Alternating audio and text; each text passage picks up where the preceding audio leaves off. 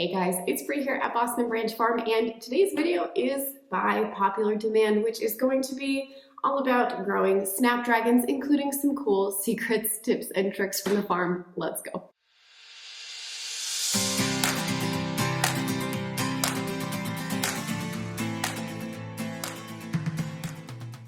All right, you might be wondering why I'm wearing this really cool headlamp. We're gonna get to that here in a few minutes. But first, what I wanna talk about, I kind of wanna go through all the way from seed to growing, harvest, all of those things in between, because snapdragons are one of my favorite cut flowers. They are reliable, they are excellent cut flowers, they have a very long vase life. Certain varieties of snapdragons actually have this wonderful scent. It's a little vanilla-y, perfumey, it's very lovely. So they are a colder preferring plant. So snapdragons in general, while there are some that will bloom more in hot times of the year, we'll talk about that here in a minute, mostly they prefer cooler temperatures, and that's just a trait of the flower itself. So that is why here in my zone 5-6, we are getting ready to start these now. It is February, and what are we starting? So I have lots of different snapdragons that I've grown over my 6 years of flower farming, all kinds of different varieties. I have quite a few favorites, and a lot of this comes down to what kind of color palette you prefer personally. So I'm not about to tell you, grow this color, because it's very a personal choice. So for me, I tend to skew more toward kind of pinky, peachy colors. I like lavenders, I like dustier colors more so than primary colors, but some other people might prefer primary colors. So when you are looking at ordering snapdragon seeds, yes, you want to look at color, but really if you're looking at growing them for cutting, that is, they need to be nice and tall. There are some certain things that you want to look at. You want to avoid buying seeds for bedding snapdragons. So bedding plants typically are shorter, they're just smaller in stature, they don't have the long stems that we need to cut from. So we want to be sure that we're ordering the correct varietals. So usually when I'm ordering my seeds, I tend to order from Johnny's, and this is not sponsored, it's just my favorite seed supplier at the moment. And they have a lot of different varieties, and what they will put on their description of various snapdragon seeds is a group. When you're ordering them, it will tell you that the snapdragons are a group 1, 2, 3, or 4, or any combination of those. That corresponds to when they're going to perform the best. So a group 1, 2 is really meant for colder season production under shorter daylight hours. So that is for you if, for example, you are going to grow them in a tunnel situation, or you have good frost protection, because you're going to want to get those out early so that they're blooming when it's still pretty cold. Those groups 1, 2 are going to perform well, again, when it's cool. If you try to grow them and you're expecting them to bloom when it's warmer, they're going to have weaker stems, spindly stems, shorter blooms. They're just not going to perform that well in hotter temperatures. On the other hand, a group 3, 4 is meant for performing in warmer temperatures, longer daylight hours. So if you know that you don't want to do a tunnel, you're not going to be doing any kind of really frost fabric or protection for them that's going to allow you to plant out much earlier, then you're probably going to want to be looking for a group 3, 4, and actually there's some varieties that are a group 1, 2, 3, 4, which means they perform pretty well in all of those. So if you're starting out with snapdragons, that's probably what I would recommend. While I do grow some of both, I do have different expectations of them. So some of the groups 1, 2 that I really like to grow are the Chantilly. In fact, the Chantilly Light Salmon is one of my favorite.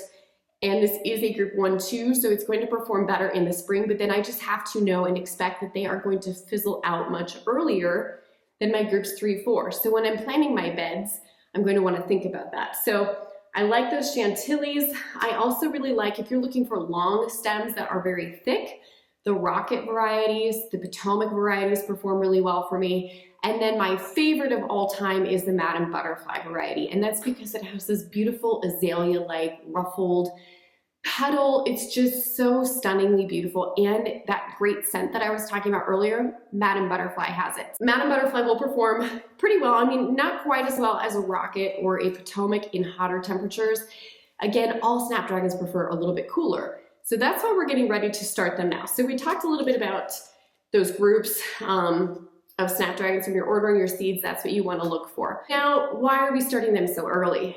Because the seed packet is going to recommend that we start them 8 to 10 weeks before last frost. That is going to be too late in my humble opinion for whatever it's worth, because we mentioned that they're cold preferring plants. So here in my zone 5, 6, and yes, we do get late frosts, we get late snows, all of those things. Snapdragons are okay with that. But we transplant them out into the garden or into the field 4 to 6 weeks before our last frost. So if we're following the instructions on the packet and we're starting these 8 to 10 weeks before our last frost, then they're only going to be 4 weeks old by the time we're transplanting them, and that's too small because Snapdragons are a little bit slow growing. That being said, we're transplanting them out into the garden 4 to 6 weeks before last frost. So for me, that's usually the beginning of April. And then I want to be giving them at least 10 weeks, ideally in a seedling stage, before transplanting them out because they are slow. When people start growing Snapdragons, they don't always understand how tiny they are. So I'm going to show you, these are, let's see, I seeded these on the 1st of February. These are almost 2 weeks old, and look how tiny they still are. They're a little bit leggy also because they've been inside, because we've had a stretch of very, very cold temperatures and I haven't been able to keep my greenhouse temperatures up. Very small still. So I find that I want to give these guys at least 10 to even 12 weeks in seedling stage to grow until the point that I am ready to transplant them out. So if we're working back, let's say we're going to plant 4 weeks before our last frost, we want to seed them 10 weeks before last frost, you're looking at 14 weeks before your last frost to be starting your Snapdragons. Again, that doesn't matter if they're groups 1, 2, 3, or 4, they're all going to be cold tolerant. So we do want to make sure that we're giving them some time toward the end of that growing period inside, that we are thoroughly hardening them off. So put them outside for a couple of hours a day, let them be exposed to the wind, let them be slowly exposed to colder temperatures, because that is going to help them when you transplant them out. If you take them from a nice warm growing environment and all of a sudden throw them out 4 weeks before last frost and they get hit with a frost, they could still be sensitive to that because they haven't built up that kind of cold immunity. So make sure you're giving them a thorough hardening off period. All right, now how about actually seeding them? I do start them in soil blocks, and I showed you guys, these minis that I actually have about 600 of them going right now, these minis. But at home, if you are a home gardener and you're not growing 600, 900, 1,000 Snapdragons, if you're just growing some, then I would recommend the next size up soil block. So those soil blocks are going to look something like this. And again, this is the medium size, so it makes 5 blocks at once. You can see my little snaps popping up out of there right now. And this is because I won't have to transplant these. I really find that they do better in the medium-sized block than in the minis. And if you're new to soil blocking, remember, I think this size is the best if you're just starting out with soil blocking. It's just the most friendly. So the nice thing about starting them in this size blocker is you can see here, if they do start to get a little leggy, which Snapdragons can be just prone to that, you can just kind of scooch that soil in around the seedling, and that will help with the legginess. And again, make sure you're keeping them nice and close to the light. So just like with all seedlings, you want to make sure that they're getting enough light so that they don't run into that legginess. But I like that size soil block. And then a couple of other tips when you are seeding them, because Snapdragons are tiny. Let's take a look at what they look like, just so you can see how small they are. Usually they'll come in a little packet like this. And that's just so that you don't lose them because they're so small. Okay, now when I am seeding these, I am going to go ahead and inoculate them with a little bit of that azospirillum that we mentioned in our last inoculate video. So I'm just going to rub that azospirillum on the seeds and then I'll seed them in. Now there are a couple tools that you're going to want to use. I mentioned your headlamp here, and this is where this comes in handy, because when I am seeding in my tiny little Snapdragons, it is very hard to see them against soil. So if you have a headlamp and you can turn it on, you can direct it down at the soil, it's much easier to see where you're seeding and see if you put a seed there, because otherwise it's hard to tell if you've seeded them. Sometimes you'll put too many seeds in one block or you'll skip a block. It's very easy to do. So a headlamp and a toothpick. A toothpick is a go-to for tiny seeds. All you do is you lick the end and then you use it to pick up your little seed. Boop. Just like this, and then you put it right into your block. Some people say that it does not work very well for them to do this. That's usually because your soil is not moist enough to pick up the seed. So to transfer from the toothpick Your soil does need to be pretty damp. This is why soil blocks work quite well. Depending on what you're starting in, you might want to do 1 or 2 in each cell. You can always thin them out if you get more germination than you think, but germination on Snapdragons can be hit or miss. So for example, the Costa variety here has a 75% germination. I would probably seed 2 of these in each cell just because I don't like to have empty spaces. But this one, the Madame Butterfly, is a 97%. So this one I would only do 1 in each cell. Personally, that's kind of a choice that's up to you. Growing on, getting them germinated. This is where most people trip up because we are used to using heat mats for a lot of things, but remember these cool flowers don't always like heat mats. And in particular, the germination temperature for Snapdragons is about 70. Sometimes with heat mats, unless you get the ones that are adjustable, we talked about in our greenhouse video where you can adjust the temperature and set it to the lowest setting. I don't personally use heat mats for my Snapdragon germination because I find it makes them too hot. What I do is I set them nice and close to the light source, and just getting that little bit of downward light from our shop lights, that generates just enough heat on the top that these germinate without getting them too hot. So that's what I do personally. I keep them very thoroughly misted on the top as they are germinating, and you want to definitely keep them moist all the way through germination stage. Don't take off the humidity dome too early on Snapdragons because what can happen is they get what I call helmet head. Their little seed does not always like to pop off, and so you'll end up with a little seed that's growing upward, but it can't get the seed off because it needs to stay very moist for that germination stage and for that seed to pop off. So make sure that you're not taking off the humidity dome too early. Keep them misted daily until they pop those little seeds off their heads and get growing. You want to keep that light nice and close to the top of this tray. So remember that if you're using shop lights like I do, you'll want to keep them about 2-3 inches away from the top of your seedlings, really closer than you feel like they should be. That's why, again, make sure you're not using that heat mat because the combination of those lights and the heat mat definitely going to make it too hot for Snapdragon germination. All right, so those are the major downfalls that I see from people when they're trying to get their Snapdragons germinated. But what about after that? So once they're cruising, same rules apply for every seedling, right? We want to let them dry out a little bit in between waterings once they're established. So once you see that second set of leaves or their first set of true leaves, that's when you can dial back a little bit on the water. You don't have to keep your blocks so moist at that point. You can let them dry out a little bit. In between waterings, that's going to help them from accumulating things like algae on top, which can be detrimental to tiny seedlings. Again, it is a slow growing period. Nice bright light. You want to grow them at actually a cooler temperature if you can. So around 60 to 65. So if you have a cooler room in your house, grow them out there because again, they are cool flowers. They really prefer growing in colder temperatures. Nights, you could even let them come down to around 50 degrees at night while during this growing stage. So expect about 10 to 12 weeks for them to be ready for transplant stage. Transplanting, again, we're going to be doing that at about 4 to 6 weeks before your last frost. If you have snow on the ground, obviously you might have to adjust this forward or backward a little bit, but you can plant them if you're expecting snow. Remember to harden them off. Give them at least a week of hardening off time where you're setting them out in the evening and letting them slowly be exposed to those overnight temperatures. If you're nervous after transplanting, you could cover them with a light cotton sheet. Make sure it's propped up off of them so that it doesn't smash them. But you could cover them if you're worried. But if you've done the hardening off properly and left them out a little bit longer every night, then they should be okay.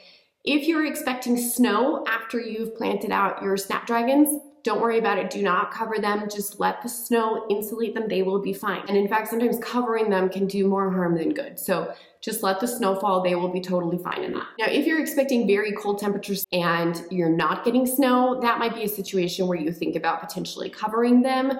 Just if you're a nervous Nelly like I am in the garden, then I like to cover them if it is going to get 15 to 20 degrees Fahrenheit, but no snow, then I'll cover them. But otherwise, no need. All right, when we're looking at spacing for planting Snapdragons, generally recommended is about 9 inches apart. I grow them a little bit closer together, usually around 4 to 6 inches apart, just because I find they are so narrow. And remember, in our cut garden plan for cool flowers, I did place them very tightly, and it's because they grow pretty straight up and down. So a nice tight spacing. That being said, I did mention they grow pretty straight up and down, so we'll want to make sure that we're mulching around the base of the Snapdragons, because they can be pretty prone to weeds, because they're not really a spreading plant, so they're not going to shade out the ground around them very much.